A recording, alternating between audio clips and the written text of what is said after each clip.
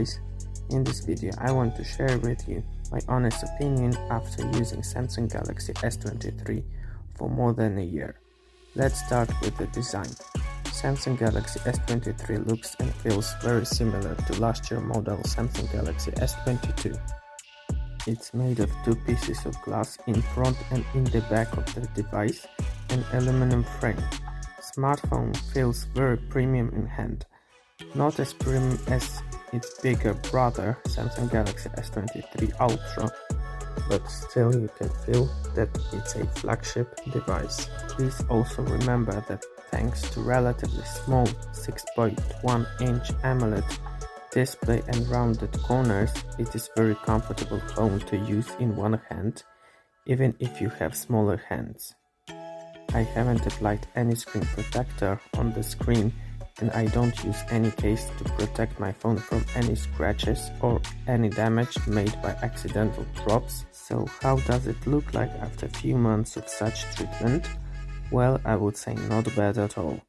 There are some minor scratches on the frame and on the screen, but it completely doesn't bother me in normal day-to-day use. These scratches are almost invisible. However, on the back of the phone, I can't see any scratches at all. From build quality and design perspective, I would give this phone 5 out of 5. Now a few words about the display.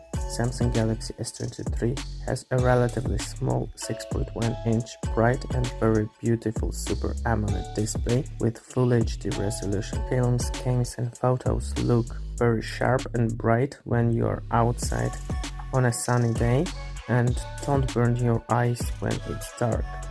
I just simply love this silky smooth colorful Full HD 120Hz refresh rate adaptive display. Now it's more than a year from its release and it is still one of the best AMOLED panels on any smartphone. I'm using this smartphone very often while driving as navigation and still can't see any green lines or burned pixels on the display. I just can't say anything bad about this panel. Everything seems to be working as good as on a day one when I took it out from the box. If you are looking for a phone and want to have a very good screen, then Samsung Galaxy S23 is the way to go. Believe me, you won't regret it. Display on this phone is one of the strongest factors while considering this model. Samsung Galaxy S23 has 3 camera lenses.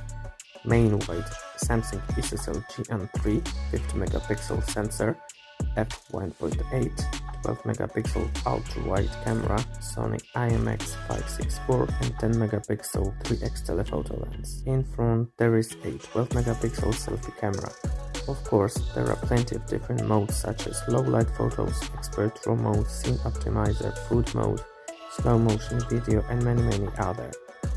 This video would take about 2 hours if I wanted to include all these modes, so I just tell what do I think about these cameras after using it as my daily camera for more than a year now. 50-megapixel main sensor takes beautiful photos, usually during sunny days in good light conditions.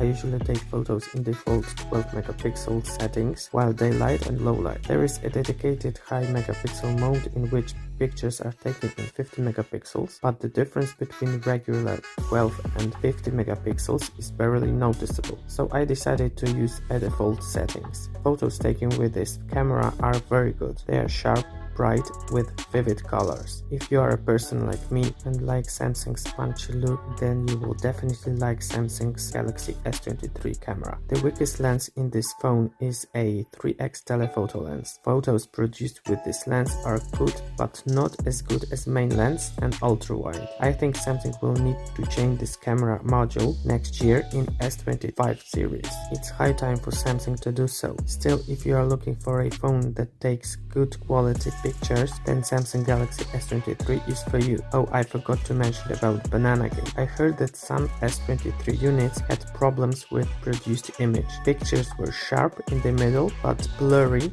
on corners. Samsung addressed few updates to solve this problem. Whether they solved it or not, I can't answer that question, mainly because my unit didn't have such an issue from the moment I bought it. Just wanted to mention that some users had this problem, so keep it in mind. So now I leave you with some footage that I made and I'll be back in 2 minutes.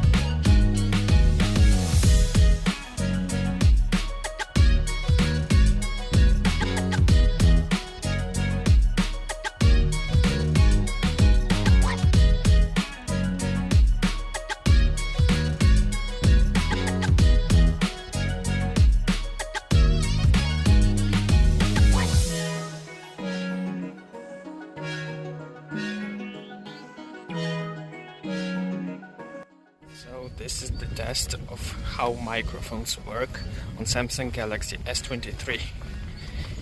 It's pretty windy today, so we will see how they work. Now a little bit of run. Checking out how the stabilization of this phone works.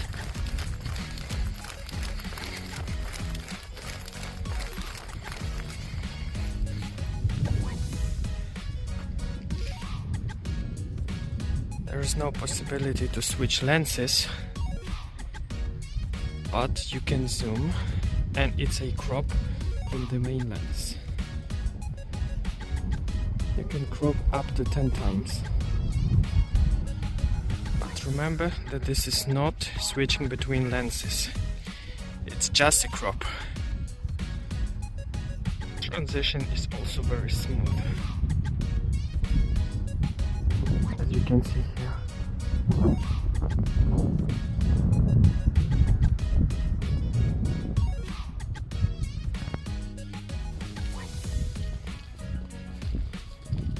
These films were recorded in 4K 60. Samsung doesn't allow to switch between lenses while recording. You need to stop the recording, switch lens and start recording from the beginning. However, Samsung does allow you to crop while zooming from the main camera.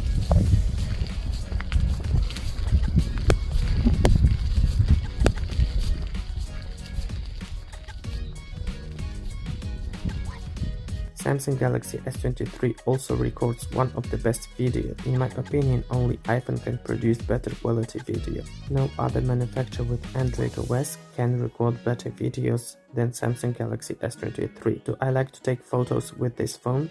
Of course. Is there a better camera smartphone to take picture with? Definitely. Is there any Android phone that can record better videos than Samsung Galaxy S23? Nope. Currently, Samsung Galaxy S23 runs One UI 6 and Android 14. I am patiently waiting for a new update that will bring some of AI features from S24 lineup. For now, One UI 6 is the best Android skin in my opinion. Phone feels fast and smooth with almost no hiccups, stutters and slowdowns. Animations looks very good, much better than on previous One UI 5.1 and Android 13. This is definitely a good step in good direction.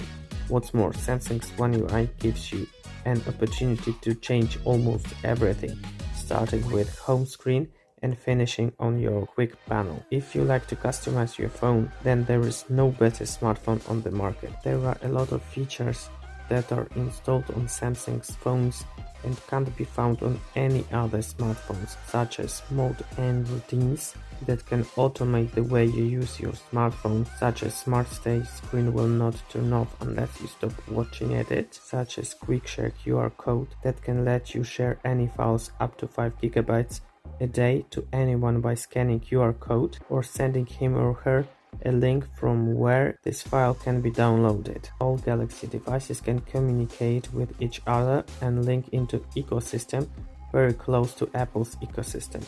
There are so many additional features in Samsung smartphones.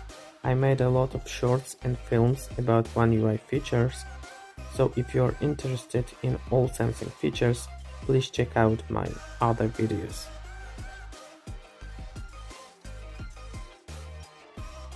Now a few words about battery. Before buying Samsung Galaxy S23, I used Galaxy S21 that had Exynos 2100 CPU. To be honest, I still have that phone. This phone was great, I also loved it. But when Samsung released Galaxy S23 in Europe with Snapdragon processor, I was shocked. So for so many years customers constantly had inferior phones, especially in battery department and heat produced by Exynos chipsets. This year, Samsung again brought to my country Exynos in Samsung Galaxy S24 and S24 Plus, and again these CPUs has tendency to heat up a little bit and drain battery faster than Snapdragon 8 Gen 2 used in Samsung Galaxy S23 lineup. So if you are considering last year flagship or S24, then I would definitely recommend to buy S23 with Snapdragon 8 Gen 2 instead of Samsung Galaxy S24 with Exynos 2400. Don't get me wrong, Samsung's flagships with Exynos CPUs are still very good phones, but all had some issues with battery and heat. They were not overheating but felt hotter than any other smartphones with other CPUs.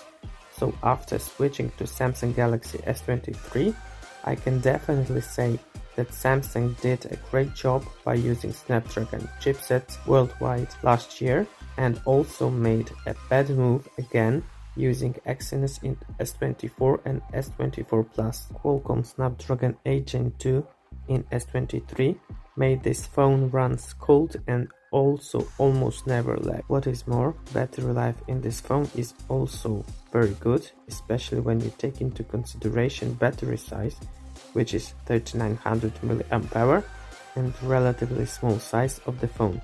Usually I have from 5 to 5.5 hours of screen on time and still 20% left. In my opinion, it's a great result, especially when you look at S21 series that has only from 3 to 3.5 hours of screen on time due to problems with Exynos CPU. I almost never managed to discharge my battery during one full day of usage.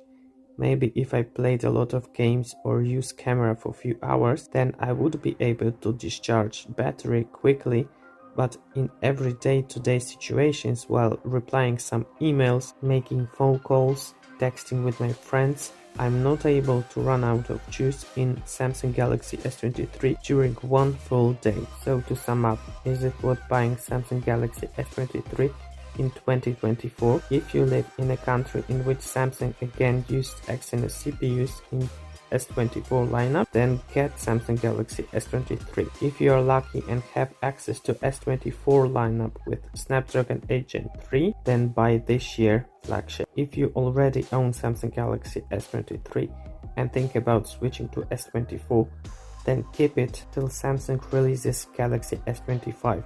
Don't waste your hard-earned money for Galaxy S24, especially for Exynos 2400 version. Instead buy last year model Samsung Galaxy S23 and be happy for at least next 2 years. Hope you enjoyed this video, don't forget to subscribe and see you in the next one. Peace.